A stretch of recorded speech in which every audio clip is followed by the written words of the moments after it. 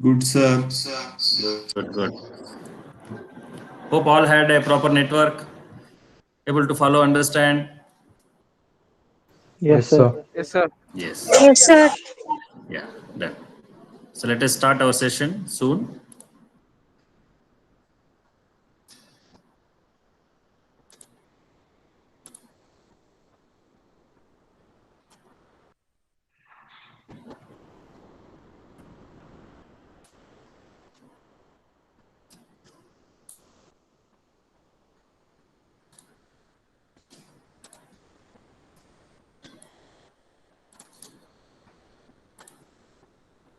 Hope you can see the unique screen now. Yes, sir. Hope the terminal is visible. Yes, sir. Fine. Welcome back.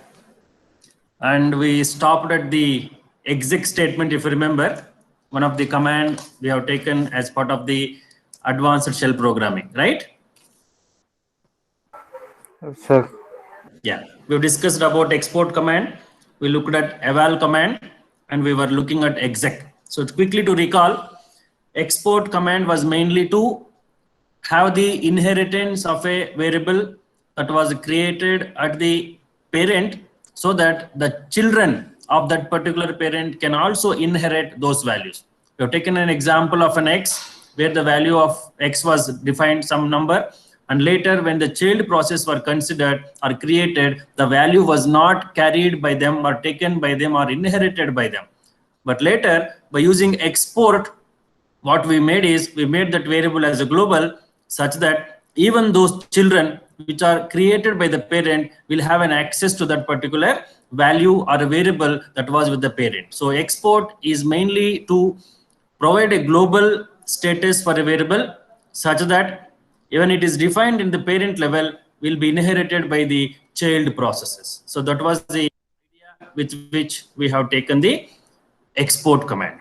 Right now we had also seen an eval command where normally a statement or a variable is evaluated once, but you want to evaluate more than once, probably in a couple of passes where certain strings have been used as a part of the main string. Then probably we can go for eval, which can evaluate the same string twice. So it will scan from left to right, and while evaluating, the evaluation will be from right to left. We have taken an example where $x is evaluated first. Later, the string after the evaluation of $x will be some prompt1, prompt2 that will get evaluated. So in the same scenario, the same command rather, we used to evaluate a variable twice. Normally it is evaluated once, but to make that variable to be evaluated twice, we used to prefix eval, which is mainly for evaluating a given variable more than once, maybe twice, let's say. So that was the two command what we have seen earlier, and now we started earlier with the exec command. Let us look at how exec command works. So exec command is mainly for the security point of view, wherein you assume or you feel some script has been given to someone, and that particular person may be a kind of mischief or may be creating, or you may feel that he or she might create some challenge or issue in the system. So what you can do is quickly you can update the script and make sure that whenever that particular script is executed, once script is executed, nothing is going to be shown to them, meaning that the script will execute immediately, he or she will be shutting down or maybe logging out. So for the safety perspective, if at all you don't want to give more than one access for a particular person or a particular user, so probably we can devise that. Otherwise the same person will be accessing the your system for a longer time, or maybe you can stop that by providing exec. Let us see how it looks. Okay, so let us hope the screen is visible now. Yes, sir. Yes, sir. Yes. I have just given a date command, and date output is shown here on the screen now. Now I will prefix with exec. I have given exec and I will give date. Please observe what will happen. Just date, we have got a date now. I am prefixing exec. So what should happen now? I should be logging out of this. The display should happen and I should log out. See? Hope you can visualize that. So when I gave date execution came, but when I prefix the date with an exec, so I got execution done, but I lost that. But we are not able to see the output of date. So let us see. I will give another command. Let us say ls. You can give any command for that matter. I will go exec ls. What should happen normally? ls output should be displayed on the screen. Later, I should be able to log out. But nevertheless, since we are able to not see the output, we'll see how to see the output. But let us observe exec what it is doing now. So without exec, the output is shown to us, ls output. But when I prefix exec with any command, the command is as good as exit now. So now we have a fourth point. Previous classes, we observed that how to log out. So to log out, we have seen kill -9. We have seen how to shut down the command, and we have seen kill with the different options. Now we can take one more. What is that? Exec. If you prefix any command with exec, that is also possible to terminate the session, terminate the shell. Okay. So this is the fourth point, how to terminate the shell now. So let us come back where the output is going now. So what we will do now, I will redirect the output to ls.txt because I want to make sure whether output is coming or not. Output is not shown to me, but what command says, it will execute the command, then logs out. Since we are not able to see the output, I want to check whether output was really shown. So what I will do now, I will redirect the output, assuming that ls is going to give some output that will be shown now. So what is the result of this now? The data will be stored in the ls.txt and system gets shut down, log out. Why I am doing this redirection now? Because I want to make sure that ls command is executed, later logout is happening. Since we are not able to see the output, I want to store in and later open and see if it is really working or not. So now I've redirected ls output to ls.txt. Let me execute. The result will be just coming back to the shell. So logout. But let me confirm whether something is there by name ls.txt. Yes, there is something called ls.txt here created now. Let me see what does it contain. So gedit ls.txt. So some output is there. Yes, that's what we have got something. I have given ls, not lsl. So ls simply displays what is the content of that particular output, right?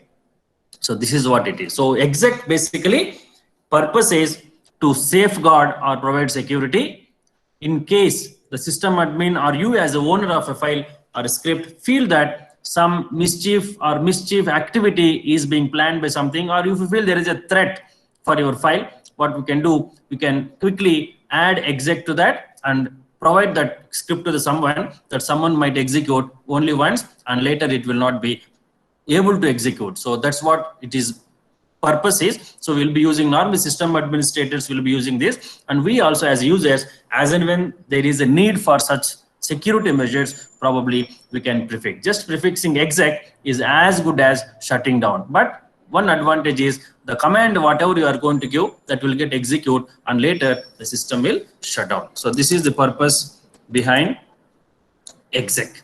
Any doubts on this? No, sir. Yeah, fine. Now let us come to the another topic of shell, which we call it as a command substitution. So time being, I will come out of this Unix. I will come to a small PPT. So let me stop sharing and come to another small presentation. Yes. So the concept is conditional parameter substitution. Actually, this is very important from exam point of view. They might ask you, explain how conditional parameter substitution can be performed in Unix. Okay, the concept is conditional parameter substitution. So before we go to this, let us understand how a variable is evaluated. So first point, if you look at a variable can be evaluated by prefixing $. $. Is a prompt here for you. At the prompt, we can give a brace and have the variable done. That's what we have seen earlier. Echo $ file name or echo within braces variable name. All those stuff we have seen. That was one way of looking at how parameters are evaluated or how your variables are evaluated. Second, we have seen command substitution. What is a command substitution?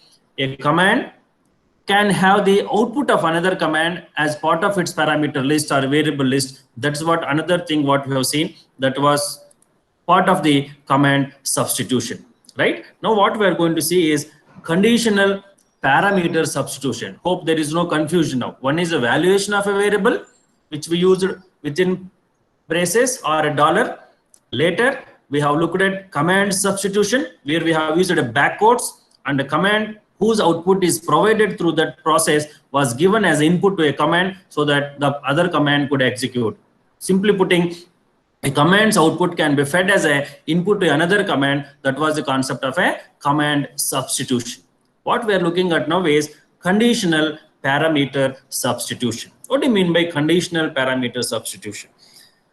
There may be a situation that as you go writing complex scripts, you may have to take so many data into consideration. You have to check whether a particular variable is set. You have to check whether particular data is available, and all those questions we need to check. Based on the question and answer, probably we need to take a call. Question and answer means it is a concept where program will be taking a call based on the input that is going to receive, right? If that is the case, we need to check whether the input that we are providing to the script, maybe in terms of a variable, or maybe in terms of the file, or maybe in terms of the data that we require, is valid or not, is a set or unset, is available or not. Based on that, my future action is going to take place. So in this connection, let us look at two ways how we can set these conditional parameters up. There are so many here, but let us not worry all of them. Let us take plus and minus. If you look at the last one, dollar variable colon plus word. Don't worry about the syntax now. Let us understand the process behind this. So normally when you evaluate the variable, whatever the data available in the variable, or whatever the value that is being set to the variable, that will be simply echoed to us, and we'll be able to use that. That is the normal way which we have used a variable so far.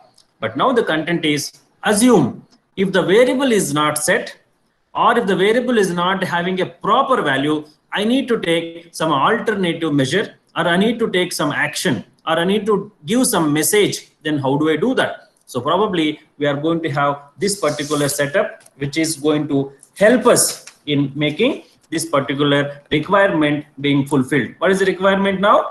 We have a need where a variable is set, and that variable is set or unset is unknown to us until the script executes, because during the flow of execution of the program, a variable might be set.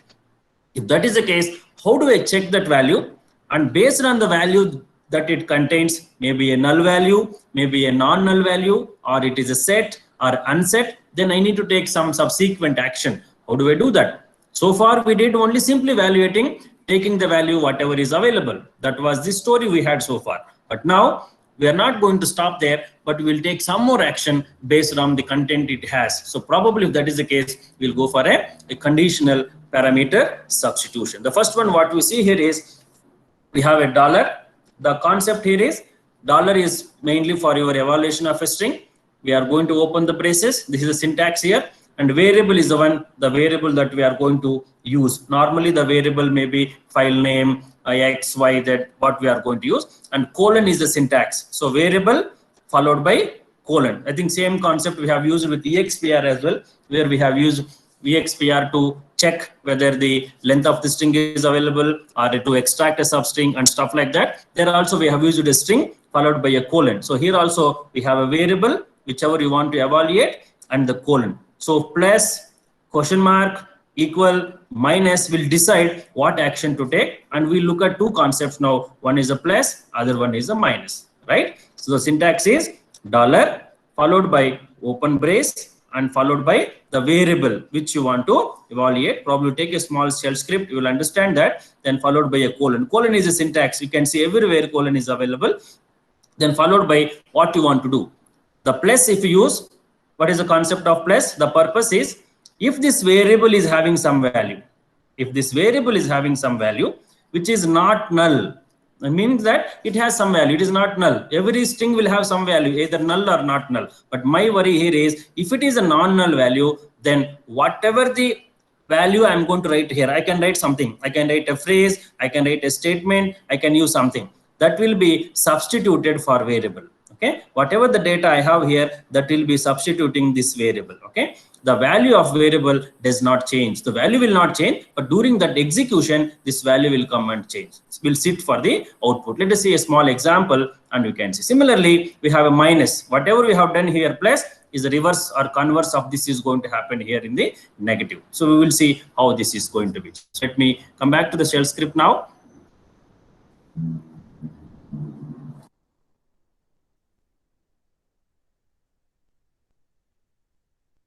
I will go to shell Unix now. Yes.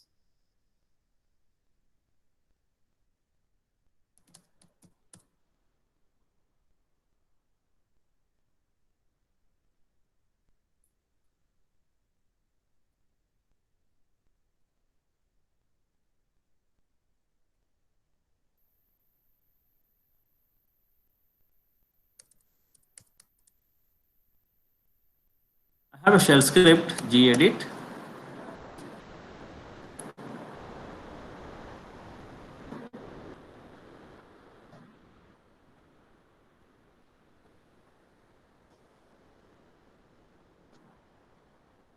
Yes, I've created a small shell script just now to just discuss on this. Yeah, if you see this file, so this is what I was talking earlier. Whenever you create a shell script, you should write this first line. What is the first line? Hash, exclamatory symbol, followed by /bin/bash. This is called as interpreter file. So in exam, or the teacher might ask you in the Viva, what do you mean by an interpreter file? An interpreter file is the one which is going to be in the first line of the shell script, which will tell us what type of shell we are going to use, because we know there are a couple of shells by name born shell, born again shell, that is a bash, and corn shell, that is a KSH, and C shell, that is a CSH. By default, we have been using bash, and if you don't want bash to be there, you want to corn shell, KSH, you can use, or CSH. So we know that where this shell will be available, that is available as part of bin, and we can use that. So that is the reason why we have mentioned. By default, this will be used, but in case you want to write a good program where your program is going to be having a proper shell that we need to execute, that we are going to execute rather, probably it is always better to write this first line irrespective of the script that we are going to write. So what I advise now on, whenever you write a script, make sure that you write this particular interpreter file, which is going to be hash, exclamatory symbol, followed by /bin/bash. And all the what we write later, they are part of the program. So this is only information, the remaining is going to be part of the program. So anything that is a prefix with the hash, again is a comment. So that is the difference between the first and second line. So first line cannot be taken as a comment because immediately after the hash, we have a exclamatory symbol. And moreover, this line you cannot write anywhere except at the first line. If you write anywhere other than the line 1, it is also considered as a comment line. So thereby it is informed to have this line as a first line, so that this is not going to be considered as a comment line, but as a interpreter line. So anywhere else, if you use this prefix of a hash to any sentence, that means that it is a comment line. So you can see that this comment line is not going to throw an error. This is not going to be part of your execution as well. So I can write anything like this. Okay. So this is a part which we have not used earlier. So probably we can also remember. So coming to current requirement, now I need to check whether my conditional parameter substitution is working or not. So we have seen 2, that is a plus and minus. So let us look at the plus.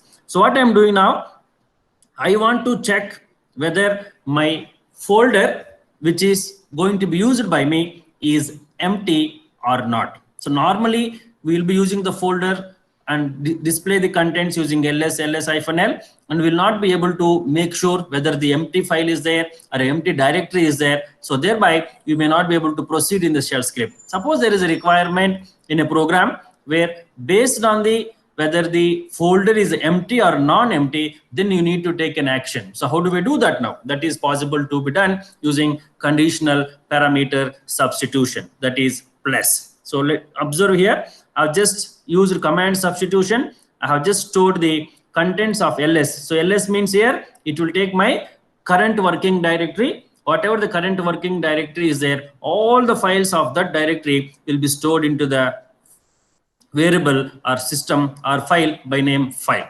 So what I'm going to use this is the concept of a command parameter, sorry, conditional parameter substitution. So just now we have seen that syntax is dollar followed by brace, followed by variable, followed by colon, followed by plus, followed by some message. What is that message you want to do? So this message is very clear here.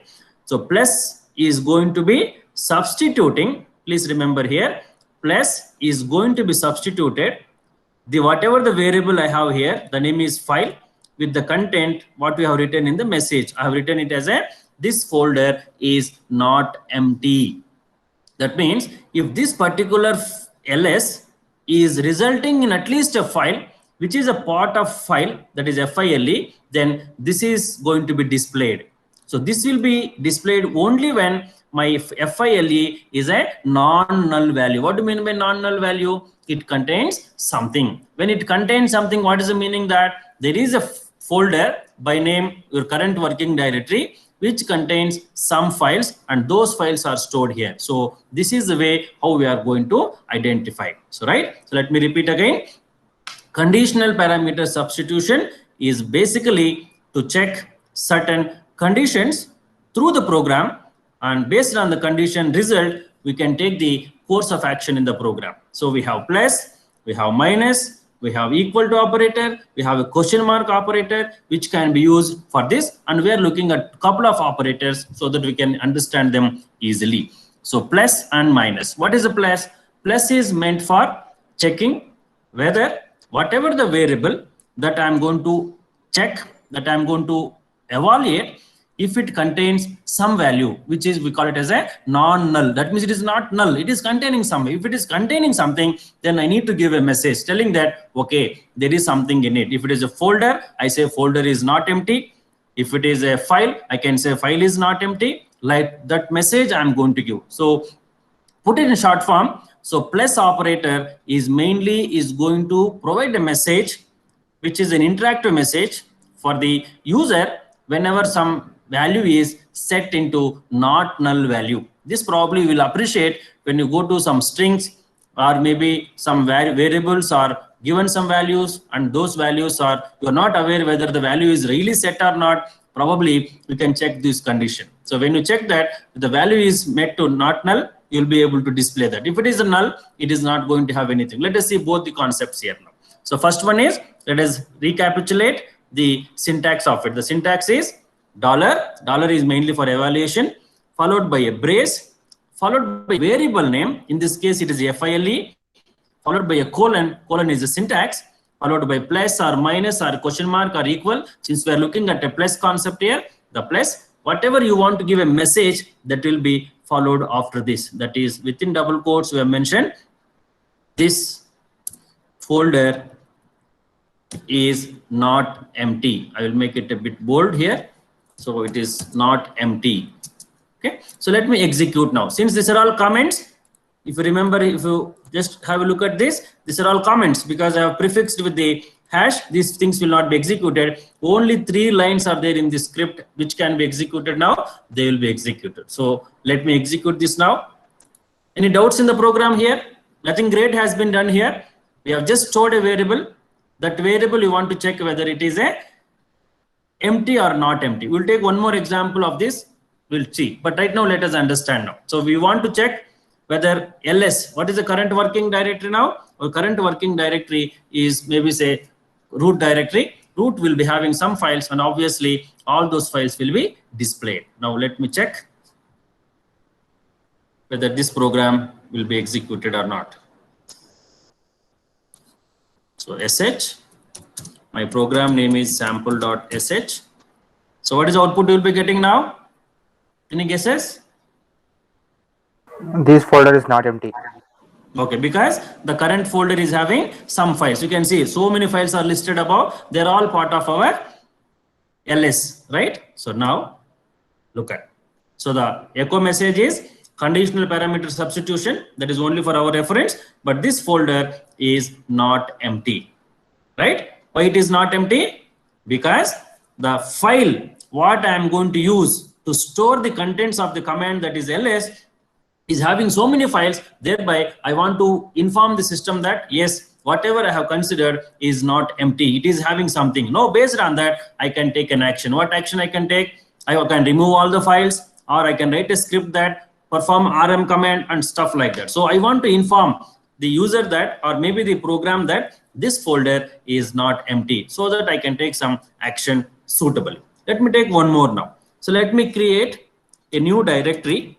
Let me create a new directory, mkdir. So let me take the directory as sem1. So I've created a directory by name sem1. Please observe here a new directory. What I want to demonstrate here now, I will move from my current directory to the sem1. So is sem1 is containing anything?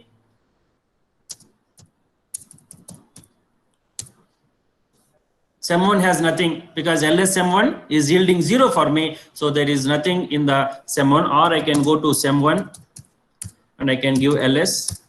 Nothing is there. So both are same. So now I have come back to my parent directory. I've just created a new folder. Now I will go back to the program and small updation I will do. So what I will do now, instead of sitting in the current directory, I will move to cd sem1. So can you tell me what is going to happen here? So my from current directory root, I have moved to sem1. Just now we have seen sem1 is empty. It has nothing. So what will happen to the ls value? ls is going to evaluate to the empty. No data is there. So file is a variable. File contains no data. So what is the value of file here? Value of file is empty. It is empty now. So when it is empty, what it is going to happen now? Nothing. This will be substituted only if it is not empty. That means something is there inside, but nothing is there. Thereby you will not see any result here. So let us see what is the output of this now. So we'll execute now.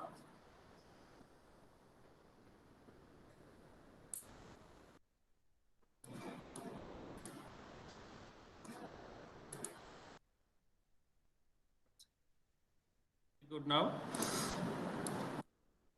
sh sample.sh. So what is the output now?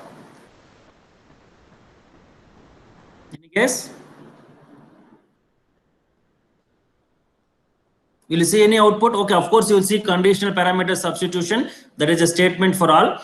This folder is not empty, is not applicable here, because you are not going to have a folder which is going to be empty here, right? So the folder is empty now, thereby the message is not going to be displayed. So that's the concept of plus here. So plus will be used to substitute only if it is not empty. If it is empty, that message is not going to be substituted. So what we have seen now here is sem1 is a folder which has no value, thereby it is an empty folder, thereby plus cannot replace any value. So that's the concept what you have seen now, okay, right? Now let us see if something can be used here. So let me try to change this program. X is equal to 10.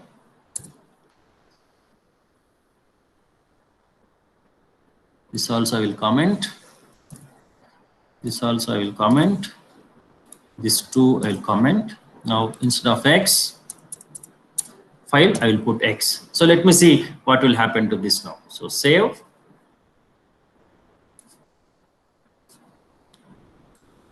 So what is the program now? There is a variable by name X. I have given some value 10. Is X is a null or non-null? Non-null. Non-null. When X is a non-null, this will be. So this we say that the value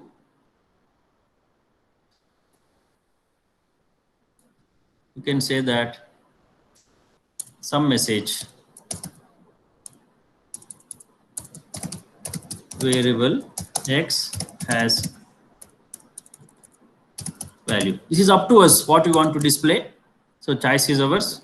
So I would like to say that variable X has some value. I'm interested whether X is a having value or X is not having value. In other words, is X is a null or X is a not null. So let me check what happens to this now. So let us execute this now. sh sample dot sh. See, we know that X is got some value, and since X got some value, it is a not null. When it is a not null, obviously some value can be shown, and that value is what I am going to display. So it is a not null, thereby the script got executed. So let me make it a null now.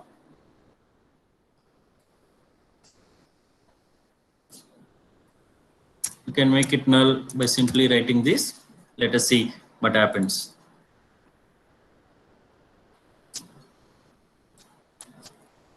sh sample dot sh. See, now we have made that variable an empty one, no data here, thereby that is not getting evaluated. So what you observed here so far with the plus, we want to generate some message, some meaningful information so that we can take a further action. That will happen only when the given variable is not empty. If it is empty, obviously nothing is there, and accordingly we can display, and accordingly we can take a call. So echo $? Root. So what is echo $? Now it is going to give the status of the previous. What is the previous command? That is the sh command. Is sh command successfully executed? Yes. Okay. Now let us come back to the program. Gedit.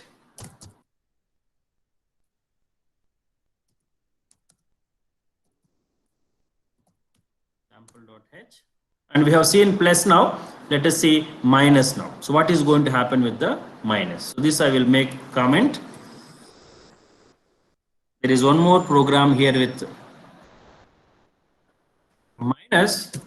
Let us see what will happen to this. So we will remove the comment line. So this becomes a program for us now. And this is an example for minus sign. So what minus is meant for? With plus, whenever the value is not null, we have provided the data. So with minus, we are going to check if it is a null or not set, then we are going to substitute some variable. The previous one was a not null, now it is a null. That is the contrast. So with the plus, if the variable is not set, we are going to set something. The second case with the minus, if variable is, sorry, with plus, if variable is set, we are going to have the value. With minus, if variable is not set, we are going to set the value. So that's the difference between plus and minus. So syntax is same. Dollar, brace, variable name, colon, instead of plus, we have a minus. The purpose is different here, with which I am using right now. So what is the meaning of this now? So in what context the minus is being used in this command as far as the conditional parameter substitution is concerned? The context is, I want to read a file now, but I am not giving that file name. When I do not give that file name, probably my file name should be taken as a dummy.txt. I'm asking for a file. Normally you have asked for a file in so many scripts, and we used to enter mca.txt, unix.txt, recently date.txt. We have given some file name. Suppose if you do not give file name, what will happen? Nothing, because shell script will not be executed and you will be in trouble. But what I am going to do here is, in case the user does not give any input, nothing to worry. I have some default file. The default file data should be considered. If that is a requirement, probably we can do this. So that's the new variation we can bring into the shell script. When a user does not provide an input, you need not stop the program. You can still execute the program by taking the data from a file by name, which is a default file. In this case, I have taken a dummy.txt. Okay. So here we can see again, execute this program twice. Let me give a file name and see what file name will be considered. Let me not give a file name, then let us see what file name will not be considered. If I give a file name, what my output should be here? Echo. Suppose I'm executing this program and I will give mca.txt. If I give mca.txt, your file name will become a mca.txt because I am supplying. When I am not supplying, meaning that your f name is not set, it is null. When it is not set, I'm going to set it how? By writing dummy.txt. So let me execute this and see what happens to this now. Okay. Please let me know if you are not able to follow at any point of time. Sh sample.sh. We are looking for minus now. So enter file name. I will enter say unix.txt. Okay. When I enter unix.txt, I am supplying something and your file name, their FM name will become unix.txt. Is it null? No, right? Is it set or unset? Is it set? It is set now. It is set, minus have no impact. So I will take unix.txt as my file name. So what was the default file? Dummy.txt. That was not taken. Why? Because I have supplied. Suppose I will execute again this program. I will not enter anything. I will simply press enter. So what will happen? See, hope you are able to observe now. Yes, sir. I have given some file. That file was considered in the previous case. Now, I am not supplying anything. I'm simply pressing enter. I want to play with the system now, not supplying any data, but system is not going to stop. System is going to take some data from another file, which is a default file for me. If that is the case, probably I can use hyphen. But if you look at the plus and minus combination, when it comes to the conditional parameter substitution, so plus is used when the variable is not null, meaning that when variable is set with some value. Contrast to that, minus is going to be used, meaning that if the variable is not set, if it is a null value, if it is a null value, it is going to happen like that. So that is how the plus and minus can be used. So hope you could understand. Let me know if you have any challenges in understanding. Otherwise, I will go to another concept. If you have any doubts, please let me know, or you can copy this program for your requirements. But in the exam, you can use that.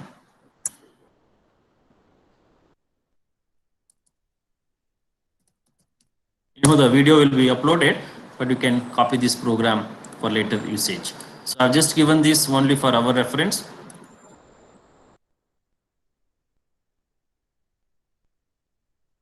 Remove this.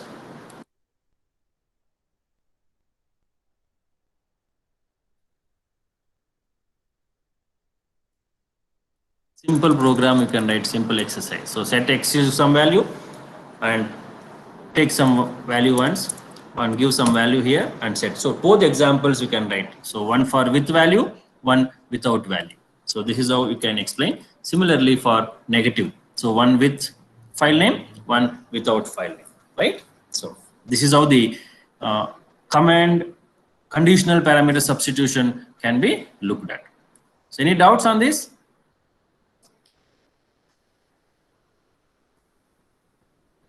No, sir. Fine. Next, we have another topic by name shell functions. So that is very again important from exam point of view. What are shell functions and how do we use them? Okay, we have written functions in all our high-level languages. We have written our own functions called user-defined functions. Now, is there any way where I can write my own function in the shell script as well? So far, we have not written any program with a shell function. Now there is a room. Let us see how a shell function can be written. So let us go back to that.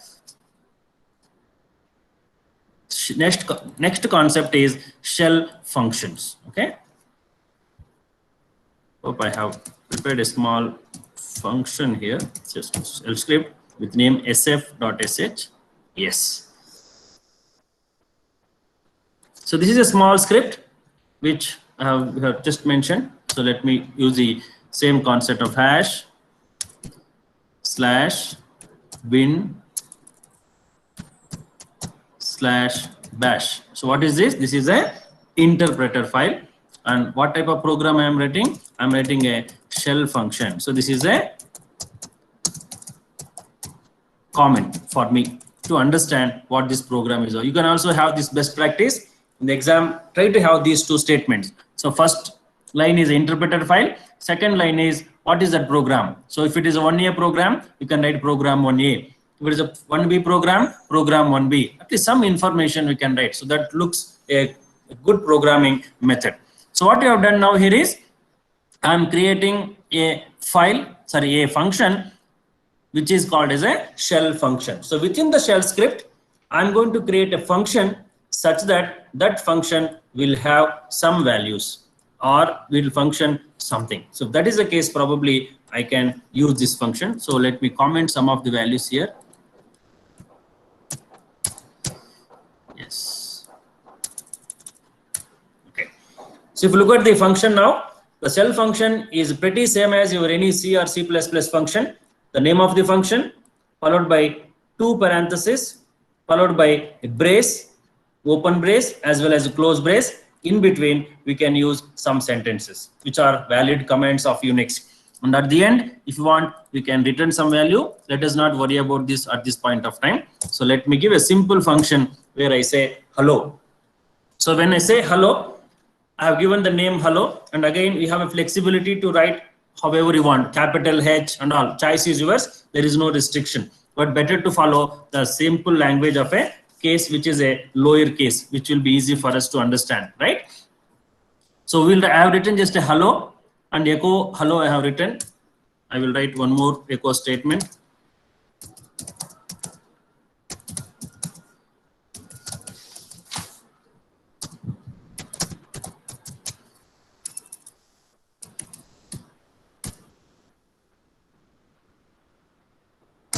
So this is what I have. So I can put in quotes to preserve whatever the spaces I have. So what we have written now, the name of the shell function, like any other function that you write, read, write, sum, product, division, bubble sort, linked list, you write whatever the name, followed by two parentheses, which we normally do for any function.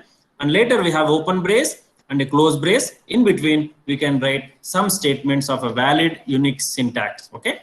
After that, now we have defined a function. What we have done so far is we have just defined a function. We have not used it now. I'm going to use the function like this now. So I'm going to use function. This is called as a function call. This I'm going to call it as a function call. I will write a comment. Shell function call. This I will write another comment. Shell function declaration. So one part I have declared a function, other part I am going to call the function. So how am I going to call the function? By simply calling the name, no parenthesis. In normal function, we call parenthesis also, but here parentheses are not required. You need not write any parenthesis. So this is how the shell function is going to be created and shell function is going to be called. Now let me save this. So again, to reiterate, a shell function is like any other function, user defined function name, followed by two parentheses, followed by open brace and close brace, in between any valid statements of Unix. And later we can call the function, shell function rather, by simply giving the name of the shell function without any parenthesis. So if that is the case, let me check now. So how this script is going to be executed now? This is a function, this is a function call. This function call is there, whatever is there in this function call, that is these two statements will be executed now. So you will see output as these two statements. Let us see how it works now. Okay, so now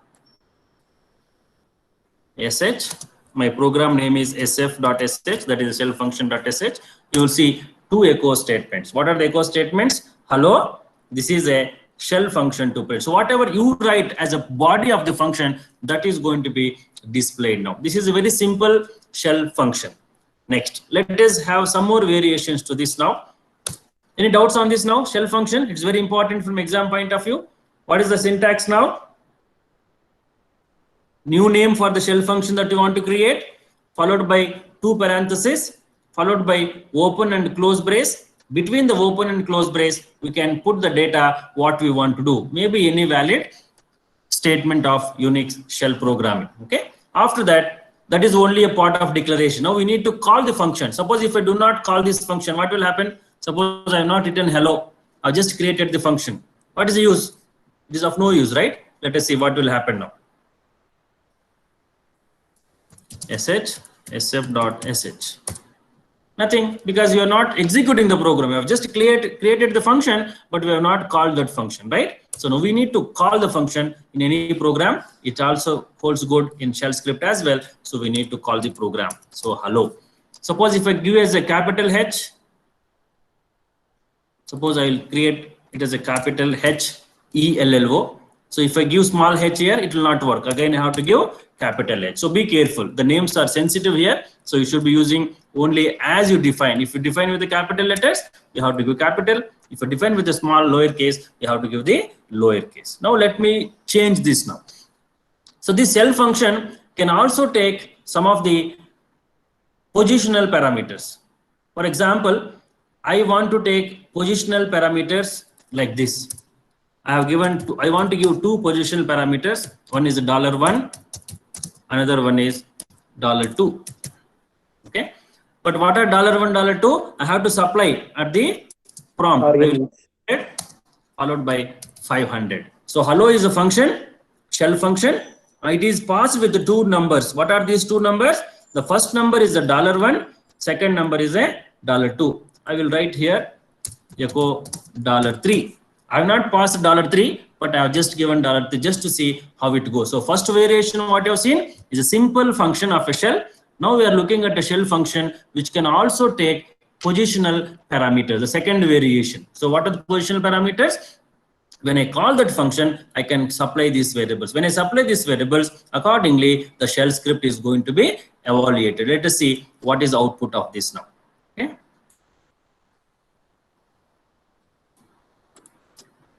Now, so sh, sf.sh, that's all, because arguments are already passed to the function. I need not pass them here. So look at that. Hello, echo $1, $2. If you observe, I have given echo $3, but $3 value is not supplied. Thereby, it is a empty line. So you can pass positional parameters also to the shell function as we do command line arguments. So that is the second variation. Third variation, let us see. The third variation is a return value. So here I just mentioned RET.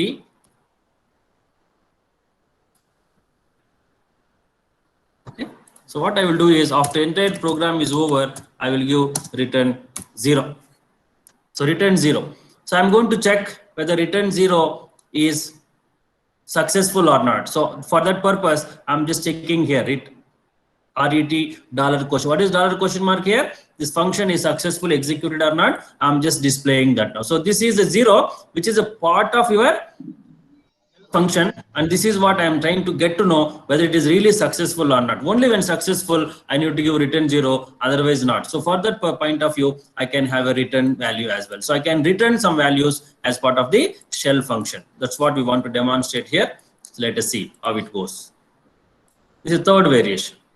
First variation is simple function. Second, positional parameters. Third one is executing the program. Okay. See, you can see the return value is 0.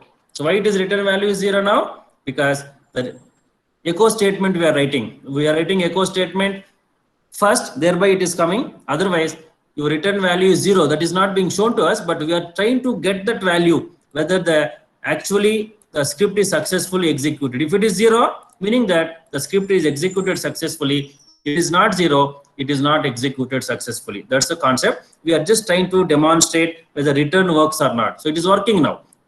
We have taken this value and displayed. So internally also return value is being returned to the operating system. So this is how the shell functions can be used. So what you have seen today is command having a conditional parameter substitution, wherein we looked at plus as well as minus, where plus is mainly for checking whether a given variable is a not null, and contrast to that, minus is to check whether a given variable is a null. Coming back to the syntax, dollar, open brace, followed by the whatever the variable we have, followed by the colon, and followed by plus or minus, and followed by the whatever the message you want to give, and close the brace. This is the syntax for conditional parameter substitution. It is very important from exam point of view. They might ask you for 5 to 6 marks, discuss or explain command conditional parameter substitution. There are 3-4, but we can talk about plus and minus with multiple examples that will help. And second concept what I have seen again very important is shell function. Like any other functions of a high level language, you can also create shell functions, and shell functions will be as we use in high level languages are as same as C or C++ syntax, where we have a function name followed by the parenthesis followed by the brace mechanism. In between we can write the valid syntax or valid commands of Unix.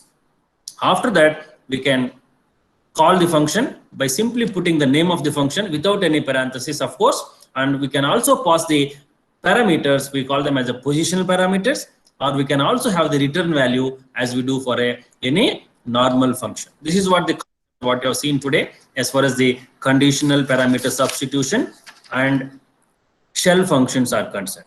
So that is the plan for the day. If you have any probably you can let me know. So meanwhile, let me take the attendance. You can let me know if you have any doubts for this. Sir, ಅದು program ಅಲ್ಲಿ function call ಗೂ ಮುಂಚೆನೆ print ಮಾಡ್ತಿದ್ವಿ sir value ನ. Because that we are writing, no, that's 1 second. Let me change that.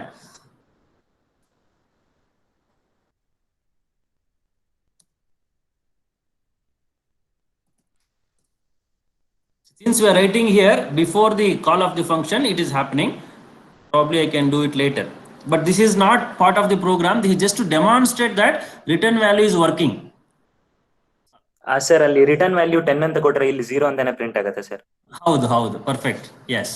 Even if you give 100, so return is going to be a mechanism to inform the operating system, right? Yes, sir. Are going to give return is going to inform the system that I have successfully executed or I have not successfully. This is a closing of the loop. You are going to execute the program by passing from user mode to kernel mode and kernel mode back to user mode. When you go to user mode, so probably you can execute this program and give it to the kernel executes and communication comes back to the between user and kernel mode. That is only for the mapping of that purpose. Otherwise, this is of no use. So return is only to close the loop between user and kernel properly, normally we can say. Otherwise it may be abnormal. So for that purpose it is a value, and here $? Is always 0 if it is successful. When the entire script is successful, this becomes a 0, right? So when you print this value, it is always 0. Even if you give 100 here, it is of no use.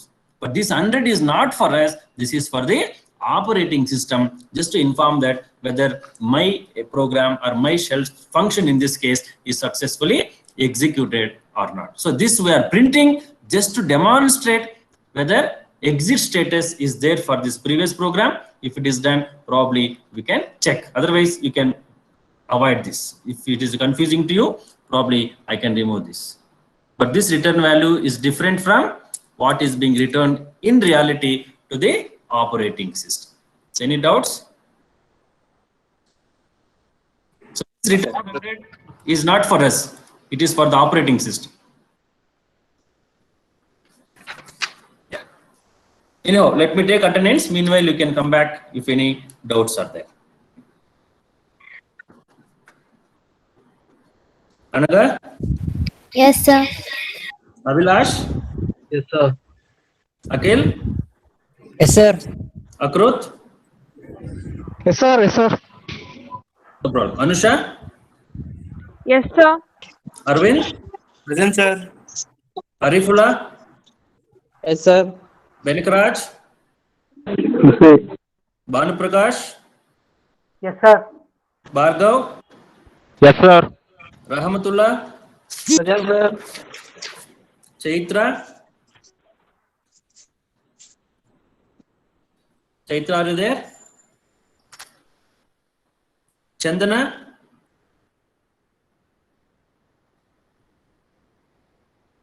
Charan? Yes, sir. Charan? Yes, sir. Darshan? Present, sir. Diksha? Yes, sir. Dakshayani? Present, sir. Kishan? Present, sir. Yes, sir. Harshit? Hemlata? Huma? Present, sir. Okay. Jayant? Present, sir. Divya? Yes, sir. Kaushik? Present, sir. Lakshmi? Present, sir. Lavanya? Manish? sir, present, sir. Okay, Manoj, Yes, sir. Mohit, Yes, sir. Naval, Yes, sir. Navya, Present, sir. Nikhil, Present, sir. Panindra, Present, sir. Pavan, Pooja, Present, sir. Purnima, Yes, sir. Raman,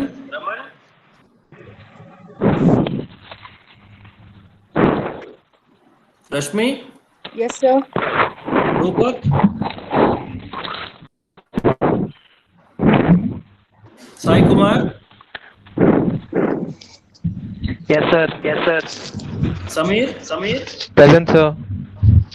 Santosh, Present, sir. okay, Shadab, Present, sir. Sharan, Yes, sir. Shashank, Sir. Sheetal, Present, sir. Shivani, Someshri, Spurti, Present, sir. Vishnu, Present, sir. Sugandhini, Sushma, Present, sir. Sushmita BS, Present, sir. Sushmita U, Present, sir. Tirtha, Trupti, Present, sir. Varsha, Present, sir. Veena,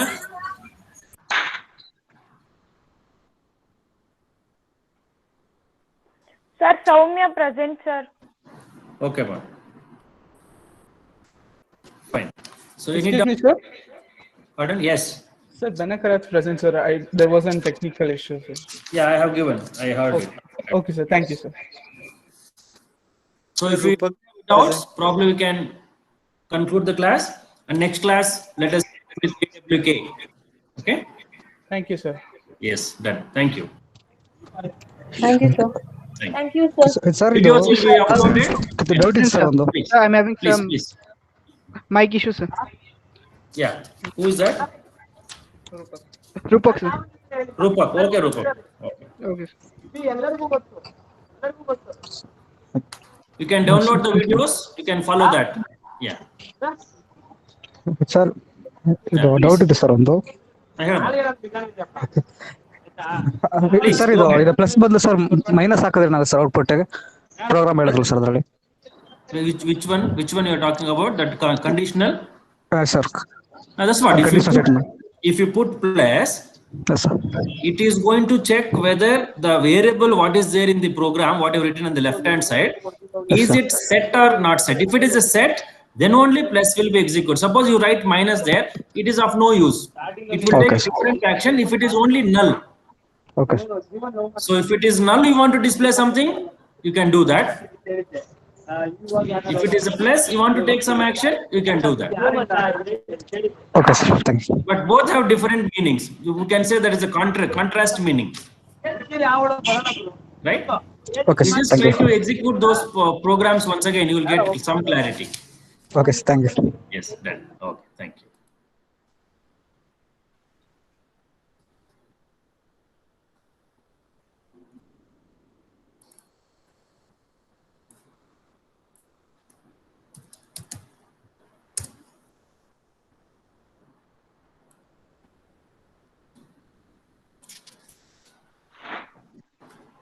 Yes, I'm done. If you have no doubts, probably you can wind up. Excuse me, sir. Yes. Sir, Tirtha is present, sir. My mic is not Excuse me, sir. working. Okay, ma'am. Okay, fine. Yeah, please. Sir, Raman present, sir. Mic gave up, sir. Where are you, Raman? Hostel only? Yes, sir. Okay. Sir, Lavanya present, sir.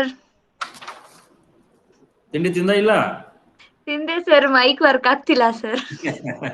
Okay, done. No problem. Take care. Yes. Thank you. Sanjana. Chandana, sir. Sanjana ಯಾರು ಇಲ್ವಲ್ಲ? Chandana, sir. ಹಾ ಅದೇ. Okay. Fine. Okay, done. Chaitra?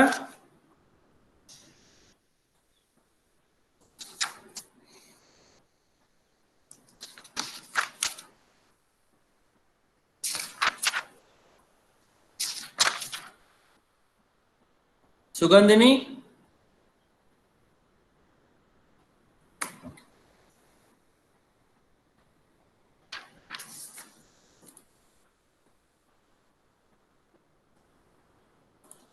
Sir Please. Sir ಇದು function call ಆದ್ಮೇಲೆ